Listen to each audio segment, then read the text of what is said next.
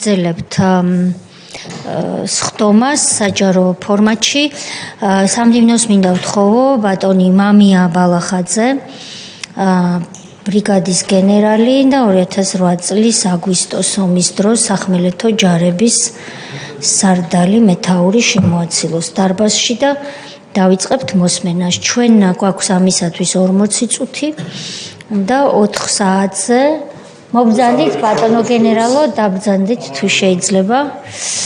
ჩვენ ცოტა ფორმატი შევცვალეთ და ასე ვართ ჩამწკრივებულები და ამიტომ არ გაგიკვირდეთ ალბათ ჩვენი სხდომების განლაგება იცით ტელევიზიიდან. ბატონო მამია, ბატონო გენერალო, მოგესალმებით. მადლობა მობრძანებისთვის. ჩვენ ვინაიდან თქვენთვის გამოყოფილი დრო ახლა ზუსტად სანამ თქვენ შემოხვედით ვუყურებდით არის 40 წუთი. მოდით გაფრთხილების პროცედურაზე გადავიდეთ პირდაპირ და შემდეგ საქმეზე. გაფრთხილების ტექსტში წერია, რომ ჩვენი კომისიისთვის განზრახ შუახს და განმარტების მოწოდება ან კითხვისთვის თავისარიდება პასუხზე უარი სჯება სისხლის სამართლის წესით და ეს გაფრთხილება რომ გაკეთებული ამის დასტურად გთხოვთ ხელი მოაწეროთ თქვენ წინ მდებარე დოკუმენტს.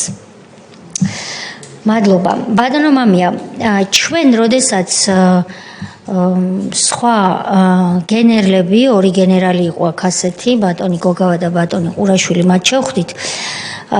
კითხვა დავუსვით განათლებასა და გამოცდილებასთან დაკავშირებით. იგივე კითხვით დავიწყებდი კომისიის წევრების ნებართვით თქვენთან საუბარს, რომ გითხრათ რა გამოცდილება გქონდათ მანამ სანამ თქვენ 2008 წელს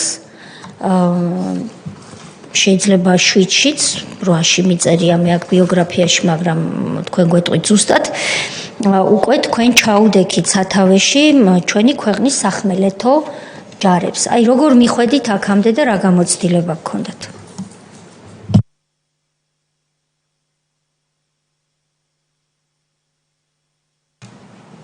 მოგესალმებით პირველ რიგში კიდევ ერთხელ. ალბათ ბიოგრაფიით დავიწყებ შესავალში. მე გახლავართ ბრიგადის გენერალი მამია ბალახაძე, დაბადებული 1977 წლის 24 მაისი ქალაქი თბილისი ვარ და ოჯახებული. რაც შეეხება ჩემს განათლებას, მაქვს უმაღლესი განათლება საშუალო სკოლის დამთავრების შემდგომ 1994 წელს ვირიცხები ეროვნული თავდაცვის აკადემიაში. ერთწლიანი სწავლის შემდგომ 3 წლით მივლინებული ვარ გაცვლითი პროგრამის ფარგლებში გერმანიის ფედერაციულ რესპუბლიკაში და გავდივარ ოფიცრის სრულ კურსს სამისმერო ბრუნდების საქართველოში და ვაგრძელების ეროვნულ თავდაცვის აკადემიას, რომელსაც 99 წელს ვასრულებ. შემდგომ პერიოდში 2007 წელში 1-დან 7 წლამდე ესე მომიწია ჯერ ბიზნეს ტექნოლოგიების ინსტიტუტში და მე შემდგომ ილია ჭავჭავაძის სახელობის სახელმწიფო უნივერსიტეტში გადავიტანე საბუთები და გახლავართ ასევე სამართალმცოდნეობის მაგისტრი და მოგვიანებით 2020 წელს დავამთავრე სადოქტორო ნაშრომი და 2020 წლიდან საერთაშორისო ურთიერთობების დოქტორი გახლავართ. რაც შეეხება სხვა სამხედრო განათლებას, მანამ კარიერას დაუბრუნდები, მოგახსენებთ რომ მაქვს სხვადასხვა სამხედრო სასწავლებები გავლილი ძირითადად გერმანიის ფედერაციულ რესპუბლიკაში, როგორც საწყისი ძირითადი ოფიცრის კურსი, ისე შუალედური სასწავლებლები, მათ შორის საშტაბო კურსები და ბოლოს გახლდით ასევე გერმანიის ფედერაციულ რესპუბლიკაში 2015-17 წელი დავამთავრე ბუნდესვერის უმაღლესი სამხედრო აკადემია, მართვის აკადემია ესე რომ ვთქვათ. დაუბრუნდები კარიერას თქვენის ნებართვით. კარიერა 99 წელს ვხდები ლეიტენანტი პირველად სამხედრო წოდებით, ვინიშნები მაშინდელი შეიარაღებული ძალები ესე რქვა.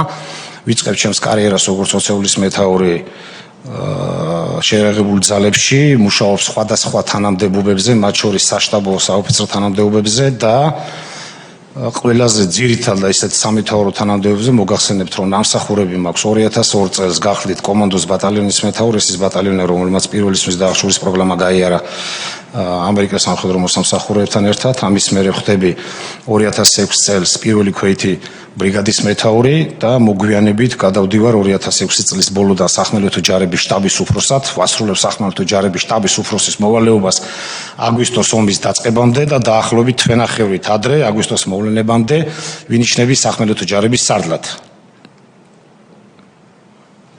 ძირითადი ინფორმაცია. მადლობა. დღეს თქვენ სად მსახურობთ? და ამჟამად გახლავართ ეროვნული თავდაცვის აკადემიის რექტორი 2020 წლიდან. და 2008 წელსა და 2020 წელს შორის რა მოხდა კარიერულად? კარიერულად 2008 წლის ომის მერე მოიხსენი გარკვეული პერიოდი განთავისუფლების თანამდებობიდან, შემდგომ დაახლოებით თვენახევარში ესე მოხდა შეთანხმება მასშტაბიან გენერალურ შტაბთან და მივდივარ გერმანიის ფედერაციულ რესპუბლიკაში თავდაცვის ატაშეს მოადგილე, სადაც ვარ 1 წლის განმავლობაში, 1 წლის მერე თავდაცვის სამინისტრო მიძახებს უკან და კიდე გავდივარ კადრების განკარგულებაში, თავისუფლები, ჩემთვის მიზეზი უცნობი იყო. დაახლოებით 6 თვის მერე ხელახლა ხდება აღდგენა და ბრუნდები ისევ თავდაცვის სამინისტროში და ამ შემთხვევაში გენერალურ ინსპექციაში ვაგრძელებ მუშაობას, დაახლოებით 3 წელი ვიმუშავე. ამის მერე გადავდივარ გენერალურ შტაბში მუშაობ, ერთ-ერთი სამმართველოს უფროსად, საიდუმლო რეჟიმის და დაცვის სამმართველოს უფროსად და 2018 წლიდან ვინიშნები ეროვნულ თავდაცვის აკადემიაში პრორექტორად და 2020 წლიდან უკვე აკადემიის რექტორი. კი ბატონო, გავთავისუფლდიო თქვენ ბრძანებთ 2008 წლის აგვისტოს ომის მერე მოხდა ეს, როდის ზუსტად? დაახლოებით ერთ კვირაში, თუ არ ვცდები, ეს იყო 19 რიცხვი 19 აგვისტო. 2008 წლის ბრძანება არის 20-თან 21 აგვისტოთი დათარიღებული როგორც მახსოვს, მაგრამ სადაც მე დამიძახეს და მითხრეს რომ თავისუფლები ვიყავი, ანუ განთავისუფლებული მოხსნე თანამდებობიდან, ეს იყო 19 აგვისტო. 2008 წლის. დიახ. ვინ მოხსნათ, როგორც თქვენ? მაშინდელმა მინისტრმა დამიძახა, ბატონმა დავით კეზერაშვილმა. დიახ. და მითხრეს რომ მოხსნიმა თანამდებობიდან. სად დაგიძახათ? თავისთან ოთახში, თავდაცვის სამინისტროში მისამუშაო. რა მიზეზით?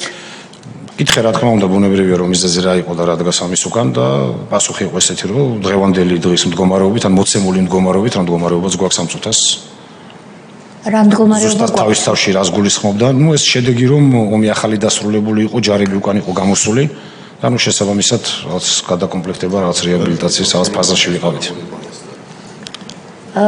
ეს პასუხისმგებლობის დაკისრებად უნდა აღვიქვათ თუ როგორ აღვიქვით შეიძლება კაბატონეთი საავადმყოფოდ მისი მოსაზრება ესეთი იყო რომ მე უნდა განთავისუფლებულიყო თანამდებობიდან აღნიშნულ მდგომარეობიდან გამომდინარე.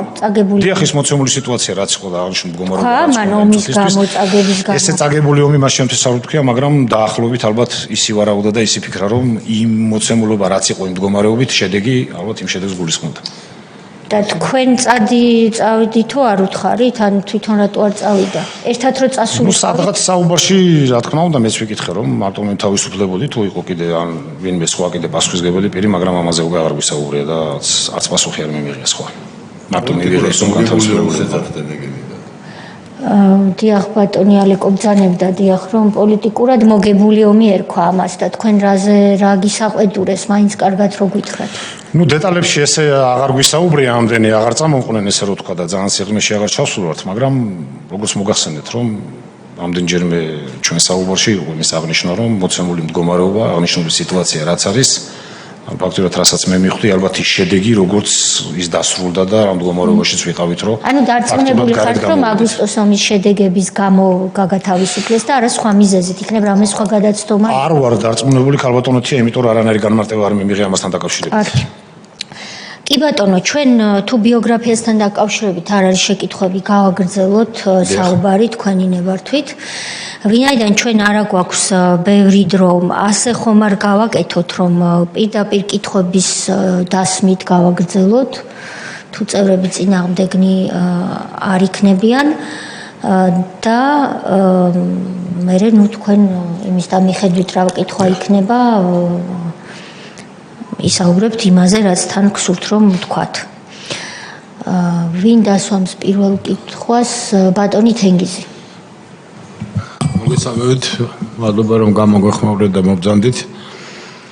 ერთ-ერთ დაკითხვაზე სამედიცინო სამსახურის უფროსი, ვინც იყო 2008 წელს, მაშინდელი შეიარაღებული ძალების, მან აღნიშნა, რომ თავდაპირველად ამ კონფლიქტის დროს ოკუპაციაზე, ნუ შემოჭრის დროს რუსებისა არსებობდა სხვა გეგმა. ეს გეგმა მდგომარეობდა იმაში, რომ თავიდან ცხინვალი არ უნდა აეღოთ, არამედ შემოვლითი გზებით მისულიყვნენ როგის გვირაბამდე და ნუ ცხინვალის შესვლაზე უკვე მერე ეზრუნათ. მერე რატომღაც შეიცვალა ეს გეგმა და ცხინვალში შევიდნენ და შევიდა ძირითადად შინაგან საქმეთა სამინისტრო, თავდაცვის სამინისტროს ძალებით შევიდნენ, მაგრამ ისინი უფრო დამხმარე როლს ასრულებდნენ შინაგან საქმეთა სამინისტროში, ასე გავიგეთ ჩვენ.